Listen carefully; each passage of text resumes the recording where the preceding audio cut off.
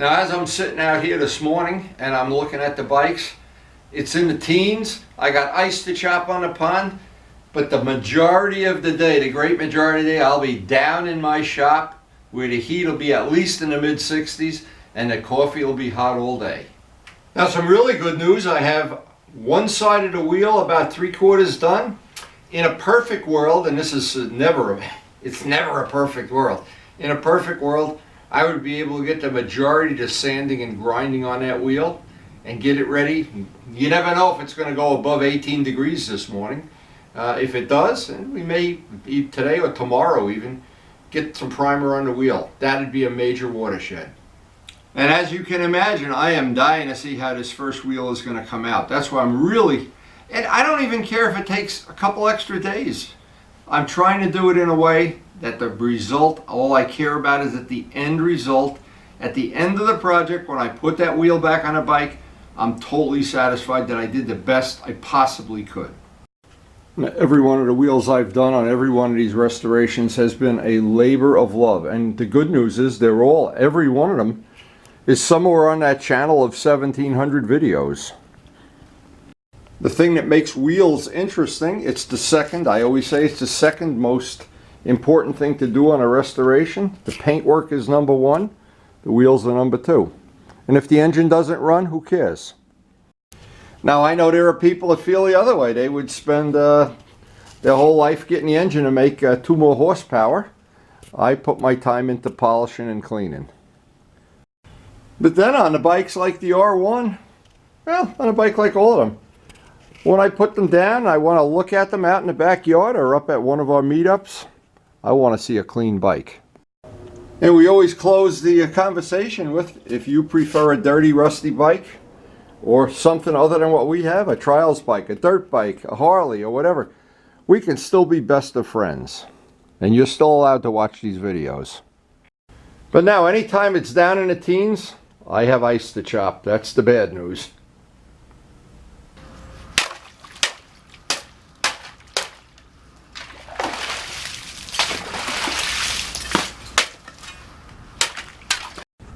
It is truly a labor of love keeping this pond free of ice and leaves in the winter, but boy, we enjoy to fish all summer. And I'm sure if you live in a warm weather climate, the coffee probably still tastes good. Not as good as it tastes after being out there at 18 degrees. Whew! Oh, after a great cup of coffee, coming down the shop, this is always a great way to start the day.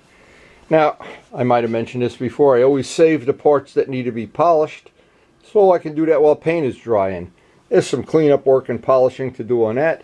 We have about more than half of the one side of the wheel done, but this is the labor intensive side. The rim goes relatively quickly. And I'm just looking, this is what's nice about having this. All the parts on these tables are buffed. All of them are buffed and ready to put back on a motorcycle. What did I just see out of the corner of my eye? Oh! Karen's antique lamp. Now, this is a beautiful antique lamp we bought many, many years ago. It stopped working, and it's not the bulbs. So, and whenever I see something on my workbench, see, Karen is very cute. She just puts it on my workbench, doesn't say a word, and then it's like, honey, before you start your motorcycle, could you fix my lamp? Which of course I will. Now the inner fender parts while I'm thinking about it, I'm not going to paint those black. I was going to do them. I had them out on a table. They're the only 2 parts so far and you don't see them at all. I've decided to just leave those, the dreaded flat black. So I always find I work at my best. Oh, it's the switch that she wants replaced. I always find I work at my best when I get this kind of honey-do stuff done before I start working on motorcycles. Because while I'm working on motorcycles, I don't want to be thinking about this. I want this to be done. And I find out I get a little more extra coffee. Karen is a little quicker to make that extra cup of coffee. And she delivers it most of the time. Boy, if only fixing motorcycles were as easy as lamps, well, we'd be in Fat City. But all the honeydews are done. We're ready to go to work. Now I'm looking at this and I'm thinking, how did we do this yesterday? That worked pretty well. We wound up using wire brush. We got two of them, the big and the small one. The little auger, that worked well. And we did a lot of hand work with this, so I really have a plan of action here. And I wanted to do all of the internal stuff first. That was my plan, because that's the labor intensive stuff. And I wanted to save all the stuff that you can do in the wheel, the wheel balancer, for last. So I guess the first thing I'm going to do is the same thing I did yesterday. Start with the wire brush, see how much of it I have to get down in here. In fact, in this one, of all things, there's casting things in here that have to be ground out. Luckily, I have the Dremel tool. So again, the biggest thing is the second side will always go a little faster than the first, but it's still just a labor of love. A pain in the ass this side. Look at it, I've got casting, but this of course is telling it when it was cast. And by the way, I did watch a thing. There's only one video out there of how they make, on YouTube, make wheels, and it has nothing to do with these wheels. It was about the ones they machine. I've got to get those out. That's going to be a little bit of a labor of love. And then I get one freebie here. So anyway, but I'll do the same, pretty much the same procedure I used yesterday, and it's just time consuming.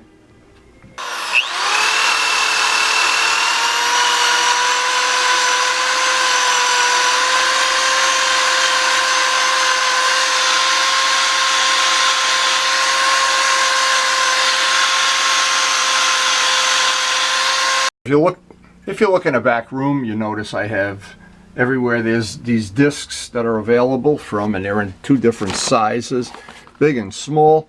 Super handy for doing what we're doing now, and they come like sandpaper and like 3M removing material.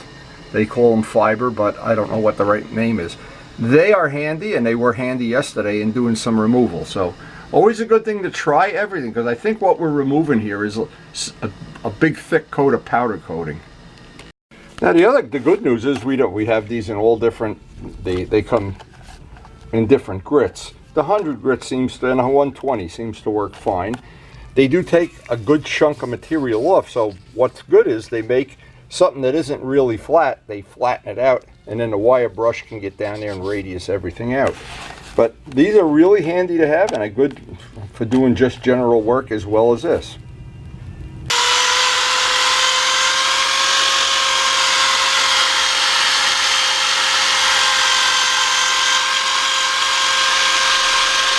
Now, unfortunately, there's no magic combination of things, but what seems to work well is the wire brush combined with that pad that I showed, and then this tends to work just to detail it out. But what happens is this is too big to get in a lot of spots. I'm going to look at, I'm sure they have it in Harbor Freight too, a smaller version of this for doing the front wheel. This is handy, but if it were smaller, it would be a lot handier. This tends to make it nice and flat.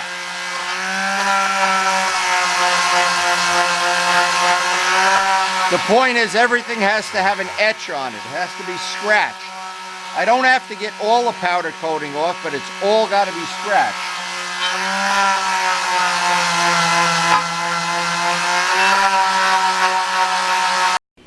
So a bit that's flat, a stone that's flat on the edge, will be hopefully good for getting rid of some of this, roughing that out. Although the final thing is that everything at the end has to be done by hand. You just try to do, it's like a bulldozer, you try to get the big stuff away, but in the end you have to level it off with a shovel. So I want to try to get that out. I would not want to do all this work and see that the lettering in there. Just my own personal, it's on 2 out of 3 of them too. But we want to make this a custom wheel, not a whatever that's supposed to mean. And maybe it's something significant, like don't grind this away or the wheel will fail in service.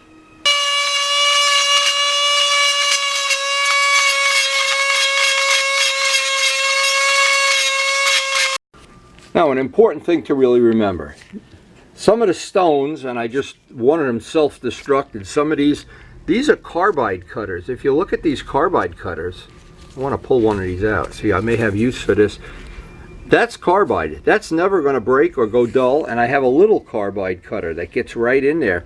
So that's very handy. And I have, these are the cutters that, these are like $10 a piece, but they're really, really worth it. And what happened is years ago, and it was a lot of years ago, Scott Smith was the one gave me this as an award at one of the model plane tournaments. But I still have it, Scott. If you ever get to see, Steve Busso, you ever get to see this video, here we are probably 40 years later, I still have it. And we're still using those cutters. So 40 years, and they do get in there, and we're gonna do a lot more trying to get into that groove. I want that groove to be really nice and smooth when I'm done hand sanding it. You can see how much of that they took out, and we get the sanding stick to get the last little bit out, just to get in the corners. I don't have to get all of that powder coating out, but I don't want to see that.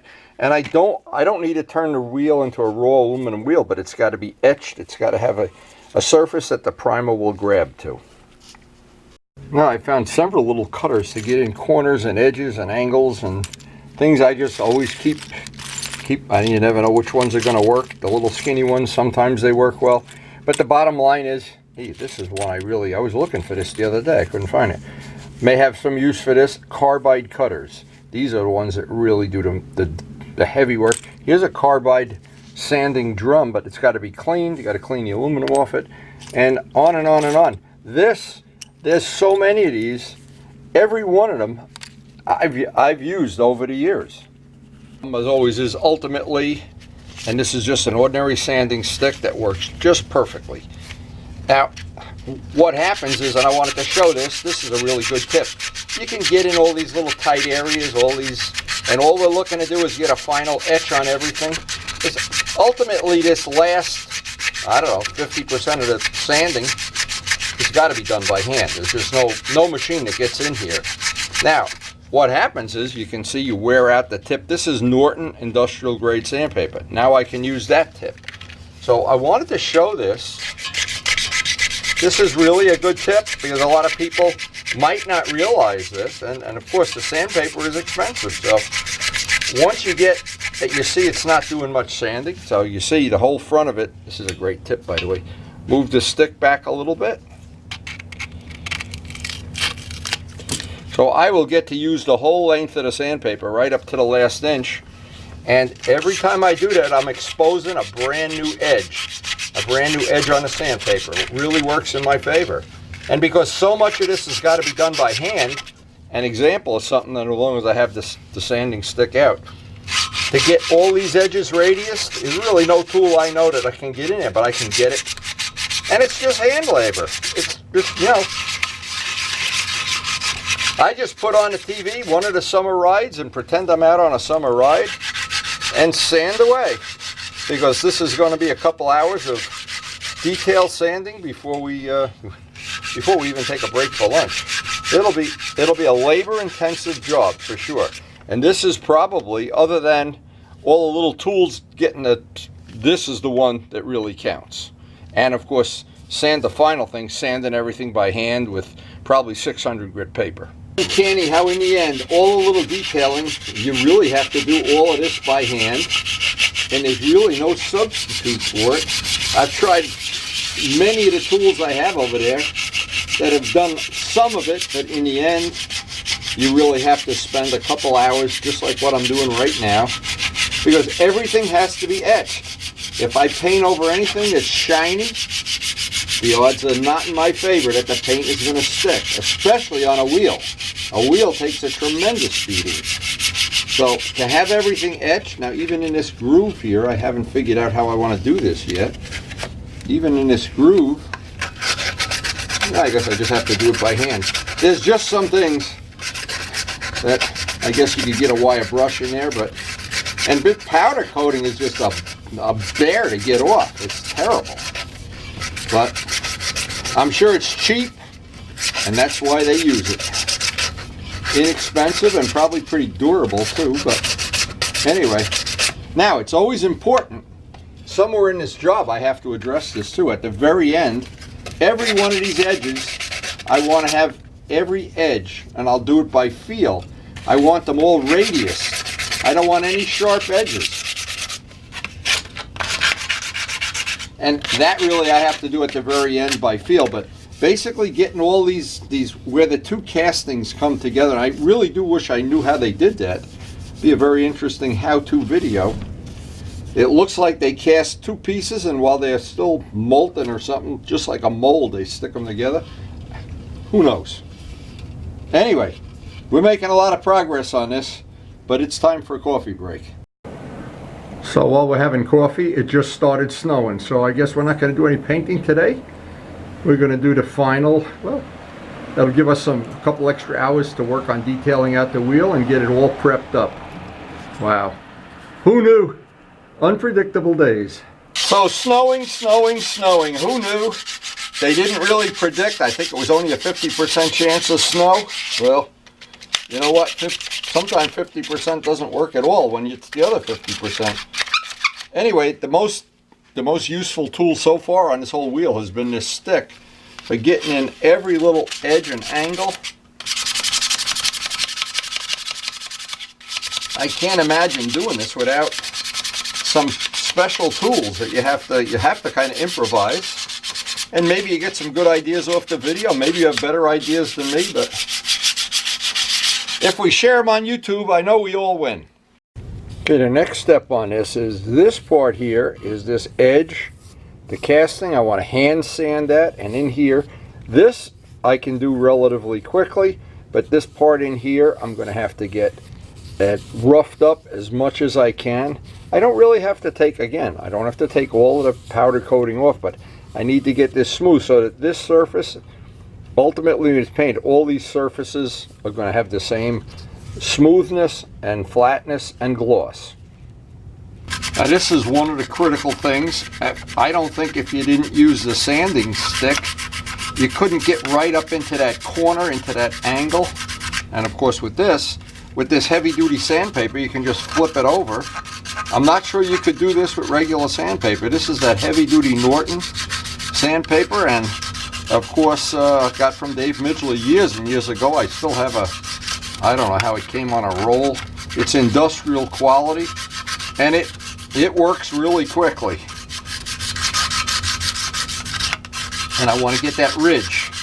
Now this is just going to be, again, we go into that thing of, it's going to take a long time to do this, but since it's snowing outside, you can see this, this side, if I were to paint over that, you'd see all those dimples, because it's a casting, of course. I would see this, when I get done priming this and sanding this, this should be the same smoothness as this, which of course, once I get all of these done, all of these inside surfaces, then I'll move to the outside. And hopefully, if all else, if it doesn't snow us in today, we'll have this prepped and ready for the next day we can paint. So I wanted to make sure I shared this. This has been the way I've been just chopping off a piece, slide the stick up, and what's happened, I've been able to maximize the use of the whole piece of sandpaper. And then I just thought, oh, genius that I am. These are these blades that you get at Harbor Freight, and you break the tip, and there's a new point. Well, these are kind of similar, but this, without this, we would never be able to get into this corners, all around these corners here. This is a critical part. I think something we can use over and over. Well, anybody can use. This really did work, and this way of, so you don't waste the sandpaper. Again, it's Norton and it's 180E, and boy, does it cut nice. It cuts powder coating very, very nicely. Now another priceless thing that this does, by having this paint stirring stick, I can get in here. There's no, even Karen's fingers wouldn't fit in there. Look, having those little baby fingers, this really is made, this has become the most useful tool of this whole job. And what's good about it is I can use all this information, all this knowledge. The front wheel is not a whole lot different. It just goes into that whole thing of it's just grinding and sanding, and you can watch TV while you do it and drink coffee and whatever. Or it's one of the things you have to make a commitment of time, and once you make that commitment, I know when these wheels, if they have to be perfect, and I've never painted over a powder coated wheel already. This is going to be the first one to see if we run into any other problems. But this was the best tool that came out of this. All these power tools are good, but in the end, every hour I spend with power tools, I'll spend 4 hours with this because I want this to be perfect. And especially because it's snowing out there. And I wouldn't rush anyway, but what I'll do is devote an extra hour or two to trying to get this as perfect as I can. I would really like people, when they see the bike, to look at the back wheel, because it's going to be gold, and go, wow. I want to show how this sandpaper comes from Norton, and again, I got it from Dave Midgley. So I want to, this has really made the job a lot easier than trying to use up body shop sandpaper. Because this, I want to show this too. It's so stiff. If you put a fold in it, it's like you can really get this to wrap around. Now, what I've been doing is I've been cutting this in half. Again, you could also, another trick is you could be putting this on with sticky back sandpaper and then just go over to the saw and cut a piece off, because they give you these sticks for free when you buy stuff at a body shop. So this is basically what I've been doing. And that has proven to be the most handy tool of this whole job that's evolved out of this whole job. And I'm glad we can share it with you. The last part of this, and there's really no other way that I know to do this other than just by hand. I want to get the ultimate thing at the end of this. I want to go right around and about 1/8 of an inch out onto the other side. And when I put the paint on, I want the paint to be up here, it'll be fine, but I want to minimize the paint on this very edge, just a minimum amount, so that it doesn't tend to chip when I'm pulling tires off, or even though we don't use tools to take the tires off, I just like to minimize that chance that, as an example, if I got a flat out on a road or something that I had to have somebody else do it with a tire machine, they wouldn't chew up my rim.